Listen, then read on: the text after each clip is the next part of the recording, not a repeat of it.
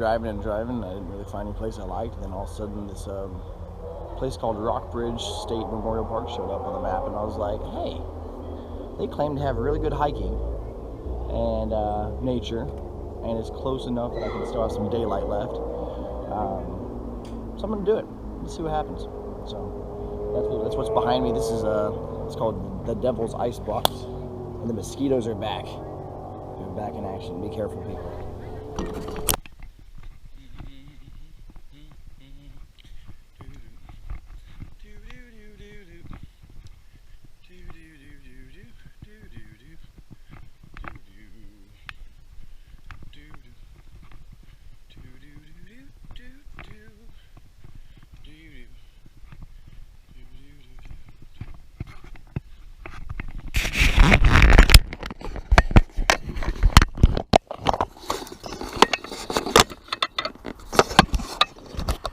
So I guess it seems like a good a time as ever to start chatting about the good stuff.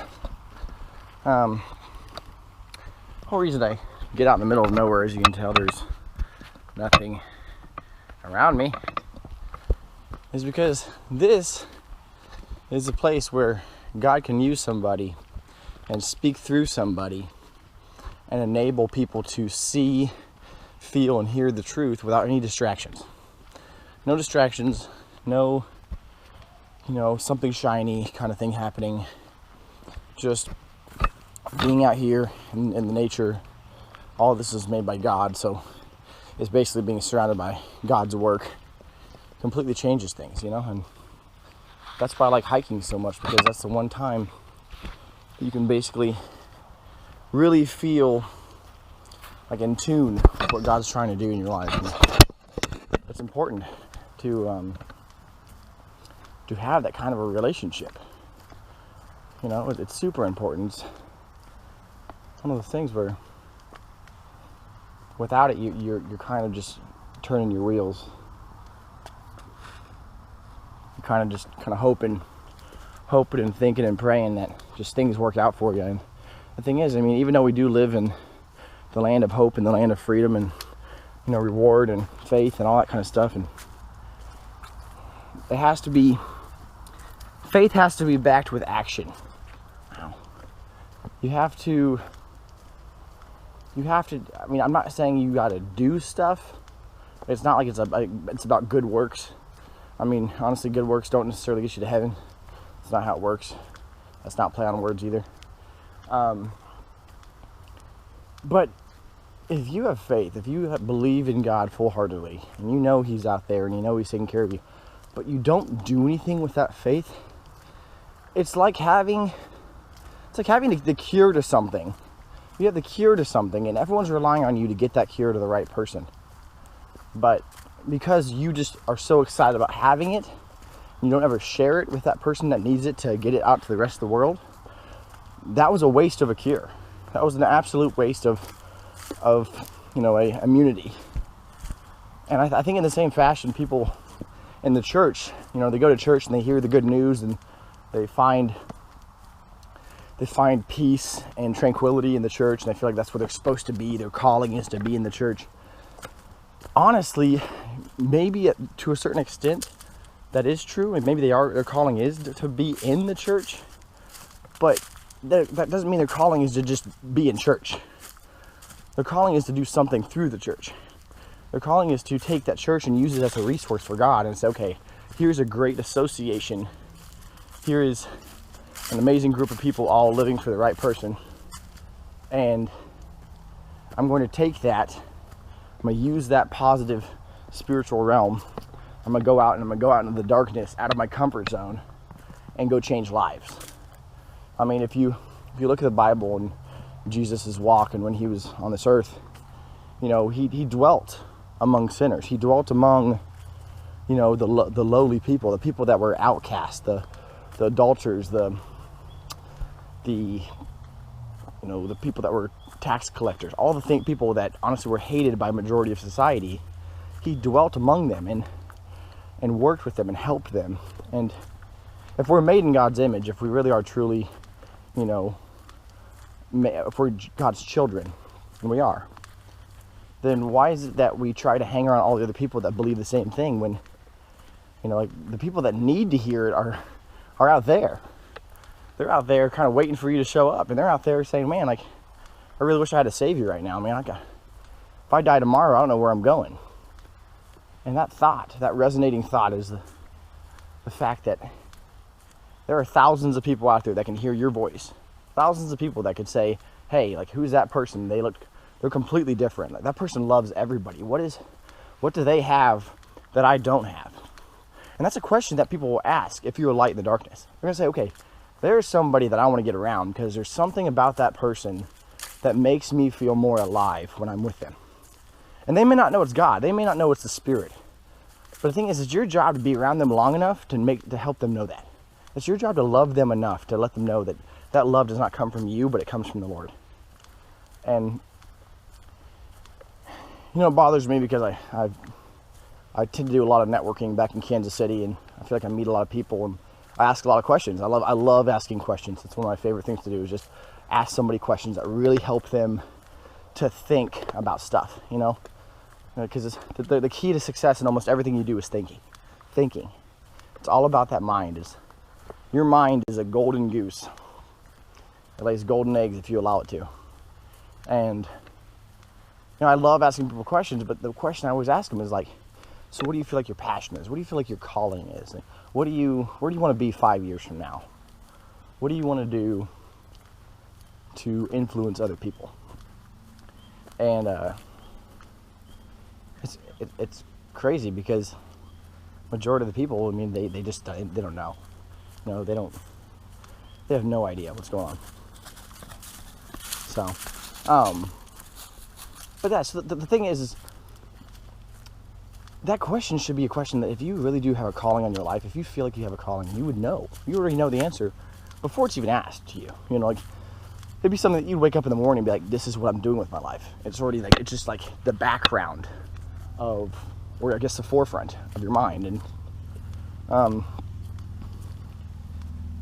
based on that question and based on how many responses I get that don't actually add up to anything that's going to help the kingdom, I have to wonder, at what point did we as humans think that the less resistance we get, the less persecution we get, the better off we are? I can tell you firsthand that in my life, I've been persecuted a lot. People who know me personally know a lot about that too. But you got to learn to embrace and reflect and grow from that persecution, because otherwise it will win. It is a tiny battle that you fight every single day. And if you learn where the persecution comes from and why it's a good thing, I mean, there ain't nothing stopping you. I mean, you're bulletproof at that point, because now, whenever those tests, those tribulations happen in your life, you're able to just look at them from a view of, okay, this is because of my belief. This is because I'm going in the right direction. It's because God is trying to let me know, hey, here comes persecution. Thank you for doing what you're doing. I know you can handle this. God never gives us a battle that we can't handle. That's across, you've heard this probably a bajillion times, but God always allows you to have a way out. But I don't really like the expression, God always allows you to have a way out, because here's the thing, a way out seems like you're escaping. I don't think that we're supposed to escape as Christians. I don't believe. And first of all, let me just clarify this. When I say Christians, I don't want to put anybody in a box, okay? Personally, for me, I don't believe in religion. I don't believe that religion is correct. I believe that religion is man-made. I know people are like, that's controversial, Daniel. Like, how can you say you don't believe in religion? Let me just clarify this, okay? God calls us to love people and to love Him. We're to love as Jesus loves. And so the thing is like, within that is a belief system. And I know that that's what God wants for me in my life, is He wants me to embrace and love other people that He sends my way. Because, without that, they don't have people just every day. They're just accessible whenever they're having a hard time, whenever they don't know how to situate. They don't have somebody that's always right there that they can call. And I feel like God's using me in that category where, you know, if somebody really needs somebody to talk to, God gives me the peace of mind and the spiritual realm he puts me into, and enables me to be able to listen and to teach with him, not on my own behalf. I can't do anything on my own behalf. I am 100% a normal dude. I don't do anything different than anybody else. I put my pants on the same way everybody else does, unless they're button flies, because those are a little bit different. But that's the thing, is like, it's, if you trust in the Lord and you understand where the power comes from, and you allow God to use you as a vessel. When by vessel, I mean allows you, pour yourself out, empty yourself, and allow God to fill you up with the right liquid, to fill you up with the Spirit. Things that will happen in your life, I mean, things that will occur in your daily activities will blow your mind. There'll be things that you look back on 5 years from now and you're like, that doesn't make any sense at all. Scientifically, mentally, none of it made any sense, but you love every second of it. And, there's nothing more powerful than when you are emptied and you're getting that fullness of joy, and you allow your heart just to be cut open.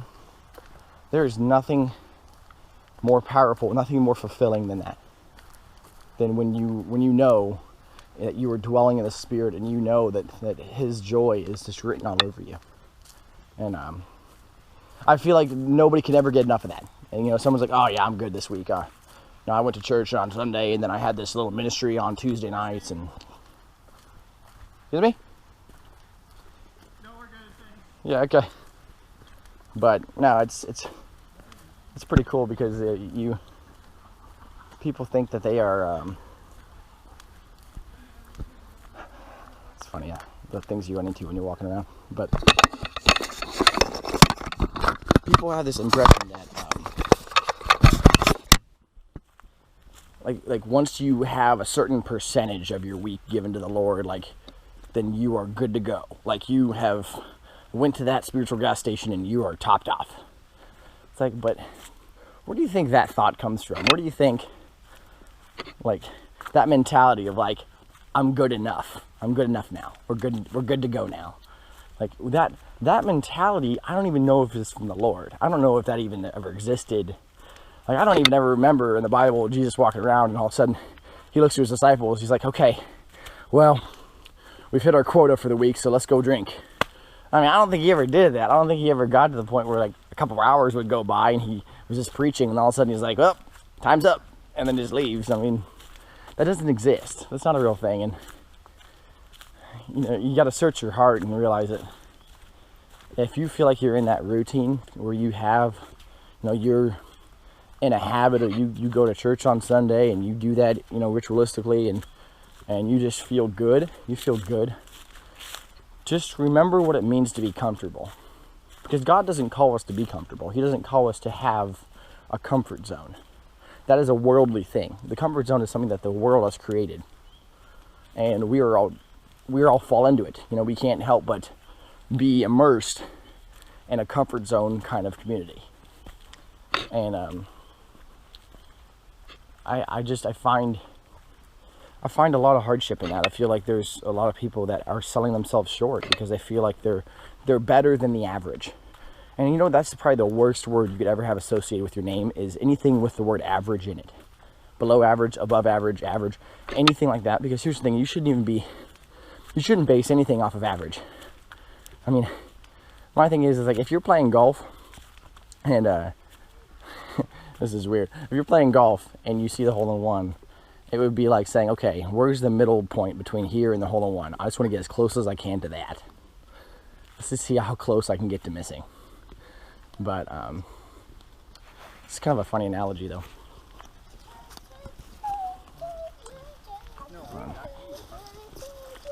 It's one of those things where I find it kind of funny that you'll talk to people, and even people that are in college atmospheres, and they're getting a 6-year degree, and they're gonna be a brain surgeon, and they're gonna cut people open and sew them and save lives, and that's all great. But along with that comes this sense of since I'm doing so much, Since I'm running so hard in this direction, nothing along the way matters, and the end game doesn't matter because I'm in the hunt. And I mean, yes, a job, what you do for a living, is super important. I work for my dad. We have a family glass shop. It's been around since like 1971. And I love my job. In a certain aspect, I do. I love the fact that I'm benefiting our family. I love the fact that everything I do is coming right back to, you know, the roots of what we are. But you don't want your identity to be associated with your job. Your identity has nothing to do with your job. What you do for a living is just how you make money when you really think about it. And you could probably do the whole thing. It's like, well, but I love what I do. I love being a nurse, or I love working in social work. Okay, then ask yourself this question. If your boss decided to stop paying you tomorrow, but he still expected you to show up, would you be there knowing you're not going to get paid? And if your answer is yes to that, if you're like, absolutely, I would do it volunteer. I would volunteer and do the same thing I do. Then more power to you. Keep doing it. That's awesome. But eventually that light bill's going to come. And if you keep volunteering and all your time is just given to, you know, pro bono acts of kindness, you know, the lights are going to shut off and you're going to wonder, well, how do I get a paycheck? Well, because you treated your income generator as a hobby, and now all of a sudden your volunteer is kind of ruining your entire mentality. But no, so that's just the thing, is like your identity. If somebody asks you, and I get a lot of this advice and a lot of this coaching from, it's an audio by a guy named Greg Duncan. It's actually pretty cool. It's called a business ownership of the 21st century. And it's really funny because he's like, you know, if somebody were to ask him, okay, like, what do you do? Like, what do you do for a living? You know, like, people always ask that question whenever you meet somebody. Oh, so what do you do? You know, like, it's like they really want to know. And he's like, well, that's a really, really broad question. I swim, I go hiking, I hang out with my little sons. You know, I mean, he goes on a list of like 70 things he does, and that's just scratching the surface. And it's just because his identity has nothing to do with what he does for a living. Your identity, right now on my mirror in my bedroom, I have a little circle kind of pointing to my head, just kind of like accentuating my large skull. And it just kind of has like, I guess, bullet points around it of like what my identity should be and what I should remind myself of every day. You know, my identity is, you know, my name is Daniel, son of a man named Dwayne, son of a man named Don, son of a man named Dean, and Edward is a family legacy within that. My middle name is important. It will be tattooed on my body one day because my son will get my middle name because that's important to me. So that's an identity. That's something that I would associate with my identity. That's something I cannot change and I'm proud of. I got, you are a son, you are a brother. You know, it's one of those things where, I mean, those are identities. You know, you associating what you associate your name with. All those things are identities, and you know, like attributes, characteristics. Those are your identity. And part of that whole comfort zone we were just talking about is you need to take a look outside the comfort zone and say, okay, well, what do I want my identity to be? If you want your identity to be, my name is James, and I am financially free, and I am actually opening up a not-for-profit organization for this, and this, because I want to just help people. Well, then cool, do it. Absolutely do it. But understand that all of that happens outside the comfort zone. All of it. There's no way that if you're comfortable where you're at right now, that stuff is not going to happen by default. And it's just important to realize that. It's important to understand that because, you know, people will go through their whole life, you know, spend 40 years working somewhere or jumping from job to job, and all of a sudden they're 60-something years old, and they're like, wait a minute. Like, have I done anything I really, truly wanted to do? Have I done a single thing that I told myself I was going to do when I was 17, 18 years old? And the scary thing is when that person has to look in the mirror and say, no, I have not. I have not done a single thing yet. It's like, oh boy. Well, I mean, it's not too late at that point. You're 67 years old. I mean, you still have, I'd say 15, 20 good years left on this earth before, you can't necessarily do everything you want to do. And, I always have to tell people, don't wait to build your roof until it's raining. Don't sit there and say, hey, you know what, I'll be 25 in June personally. I'm not gonna sit there and say, okay, 25, almost 25, I'm young, I mean, most of my buddies are still living with their parents. They work kind of part-time, full-time gigs. They're just kind of going out on the weekends, having fun. They're enjoying themselves. So based on that information, because of what my friends are doing, since I'm not doing that, and since I'm actually trying to be proactive, okay, I'm good.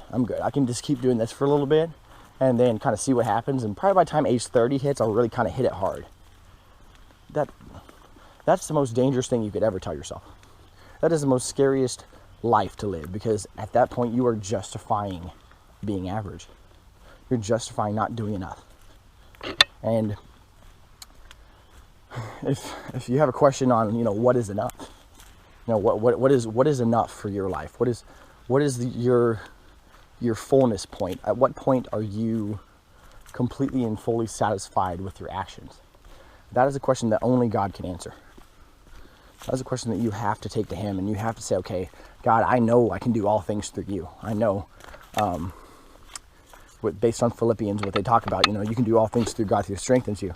So if that is the case, if you know that you can do anything and everything through him, you've got to ask him the question, God, what do I got to do? What needs to happen for me to truly find fullness and joy in the spirit and also in my own personal life? And you'll get the answer, I can say that full-heartedly. People are like, well, God doesn't always answer things immediately. He doesn't always, answer your prayers right away. I get that, that expression is, true to a certain extent, but it's all based on how desperate you are for the information. If you truly are crying out to God, and you were to the point where, let's say you're 29, about to be 30 years old, and you're like, this is it. I can't just keep, hoping and praying all the time. I got to get some answers. If you're at that point and you have maybe even a kid on the way, and all of a sudden you're like, okay, I've got 8 months to change my course of my life because I cannot support a kid with my life right now. Or my wife is, bless her heart, is satisfied with me as a man, but I'm not satisfied with what I give her as a man. And if those are the thoughts you're having, and you're at that point, then you've got to lower yourself and say, that's it. I got to do something. I got to change. Things have to change. And that's just the way it is. That's the way it has to be. So I'm gonna take a quick little break here, and I'll get right back with you guys. So.